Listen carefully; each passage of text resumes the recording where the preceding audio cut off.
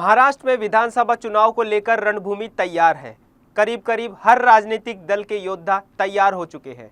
राजनीतिक दल भले ही अक्सर अपने प्रतिद्वंदियों पर वंशवाद की राजनीति करने का आरोप लगाते रहते हो, लेकिन चुनाव के दौरान वे सभी अपने स्थापित नेताओं के रिश्तेदारों को मैदान में उतारने से नहीं चूकते। मगर विधानसभा चुनाव को लेकर राजनीतिक दलों की ओर से जारी की गई सूची में परिवारवाद की झलक साफ नजर आ रही है।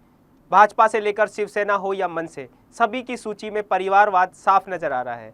राजनीतिक विश्लेषक मानते हैं कि पार्टियों का यह कदम चुनाव जीतने की बड़ी रणनीति होती है। नमस्कार, मैं हूं मनिंदर प्रताप सिंह। महाराष्ट्र में विधानसभा चुनाव के लिए जारी हुई राजनीतिक दलों की सूचियों से पता चलता है कि वर्तमान मंत्रियों, विधायकों या सांसदों के निकट संबंधियों को बड़ी संख्या में उम्मीदवार बनाया गया है। इसमें पूर्व मुख्यमंत्री और कांग्रेस छोड़कर भाजपा में शामिल हुए अशोक चव्हाण की बेटी श्रीजया चव्हाण भी शामिल है, जो नांदेड़ जिले से अपने परिवार की परंपरागत सीट भोकर से चुनाव लड़ेगी। राज्यसभा सांसद धनंजय महादिक के छोटे भाई अमल महादिक को कोल्हापुर दक्षिण से उतारा गया है। पूर्व सीएम शिवाजीराव पाटिल निलंगर की पोते संभाजी पाटिल निलंगर को निलंगा से बीजेपी ने टिकट दिया है। भाजपा की मुंबई इकाई के प्रमुख आशीष शेलार के भाई विनोद शेलार को भी पार्टी ने मलाड पश्चिम निर्वाचन क्षेत्र से मैदान में उतारा है, जबकि आशीष को मुंबई की बांद्रा पश्चिम सीट से फिर से टिकट दिया गया है।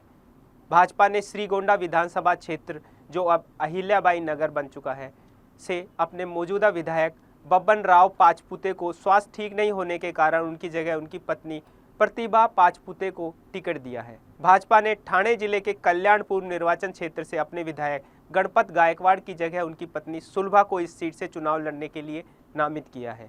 गायकवाड़ कुछ समय पहले ही पुलिस थाने में शिवसेना कार्यकर्ता पर गोली चलाने के आरोप में जेल में बंद है। पूर्व केंद्रीय मंत्री और लोकसभा सदस्य नारायण राणे के बेटे नीतेश भी वर्तमान में कंकावली विधानसभा क्षेत्र का प्रतिनिधित्व करते हैं। उनके बड़े भाई और पूर्व लोकसभा सदस्य नीलेश अब सत्तारूढ़ शिवसेना में शामिल हो चुके हैं और कुदाल निर्वाचन क्षेत्र से चुनाव लड़ रहे हैं, जो उनके गृह सिंधुदुर्ग के अंतर्गत आता है। पुणे जिले के चिंचवड़ में भाजपा ने दिवंगत पार्टी नेता लक्ष्मण जगताप की पत्नी और मौजूदा विधायक अश्वनी जगताप को टिकट न देकर लक्ष्मण के भाई शंकर जगताप को टिकट दिया है। यह उनका पहला चुनाव है।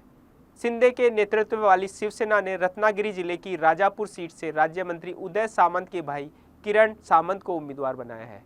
इस वर्ष के आम चुनावों के बाद लोकसभा के सदस्य बने शिवसेना नेता संदीपन भुमरे और रविकांत वायकर के परिवार सदस्यों को पार्टी ने उन संबंधित निर्वाचन क्षेत्रों से मौका दिया है जिनका ये दोनों पूर्व विधायक प्रतिनिधित्व करते हैं। भुमरे के बेटे विलास छत्रपति संभाजीनगर जिले के पैठण से चुनाव लड़ रहे हैं, जबकि वायकर की पत्नी मनीषा जोगेश्वरी पूर्व विधानसभा सीट से चुनाव में किस्मत आजमाएगी। सत्तारूढ़ राष्ट्रीय कांग्रेस पार्टी के इस महीने की शुरुआत में पंकज भुजबल को पार्टी एमएलसी के रूप में नामित किया था। वह पार्टी के वरिष्ठ नेता छगन भुजबल के बेटे हैं, जो नासिक जिले के येवला विधानसभा से चुनाव लड़ रहे हैं। शिवसेना यूबीटी ने मुंबई की वर्ली सीट से मौजूदा विधायक आदित्य ठाकरे को फिर से उम्मीदवार बनाया है, जबकि उनके मौसेरे भाई वरुण सरदेसाई बांद्रापुर से अपना चुनाव लड़ेंगे। यह उनका पहला चुनाव होगा। वरुण सरदेसाई आदित्य ठाकरे की मामी के लड़के हैं। 2010 में शिवसेना की छात्र शाखा युवा सेना के गठन से ही वरुण सरदेसाई शिवसेना से जुड़े रहे।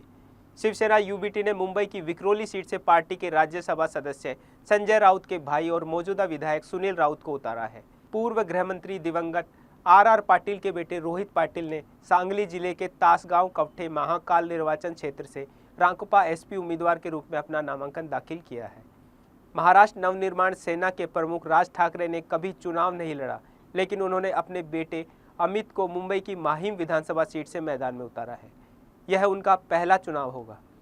पार्टियों का अपने परिवार के सदस्यों को मौका देने का एक कारण मतदाताओं की परिवार के प्रति सहानुभूति से राजनीतिक लाभ प्राप्त करना, साथ ही उसे विशेष परिवार के प्रति राजनीतिक पार्टी के आधार पर प्रतीक माना जाता है, जिसमें लंबे समय तक उनकी सेवा की हो। बड़े नेता अपने निर्वाचन क्षेत्र पर अपना नियंत्रण बनाए रखने के लिए अपना पारंपरिक निर्वाचन क्षेत्र परिवार के लिए सुरक्षित हो जाता है। वह इसे राजनीतिक विरासत के रूप में बेटे या बेटी को सौंप देते हैं। जब किसी बड़े नेता की मौत हो जाती है तो पार्टी स्थापित नेता के परिवार को चुनती है। कुछ समय पहले आई सुपर 30 फिल्म में एक डायलॉग था कि राजा का बेटा ही राजा बनेगा। यह व्यंग था व्यवस्था पर। एक तरह से बताया जा रहा था कि भले ही हम लोकतंत्र में जी रहे हो, लेकिन संसाधनों पर कब्जा एक विशेष वर्ग ने ही कर रखा है। यह विशेष वर्ग उन राजनीतिज्ञों का है जिन्होंने सत्ता के ऊपर वंशवाद ऐसा थोपा जिसके चलते आम आदमी की विकास की सारे रास्ते बंद हैं। वंशवाद की राजनीति में विविधता की परख नहीं, मोहपाश से बंधे हुए सब देश की है चिंता नहीं। वंशवाद का यह कुचक्र किसी मायाजाल से कम नहीं, रोगग्रस्त हो उम्र ढीली हो कुर्सी से मोहभंग नहीं। रुकते हैं एक छोटे से विराम के लिए। आप बने रहिए डीसी न्यूज़ इंडिया के साथ।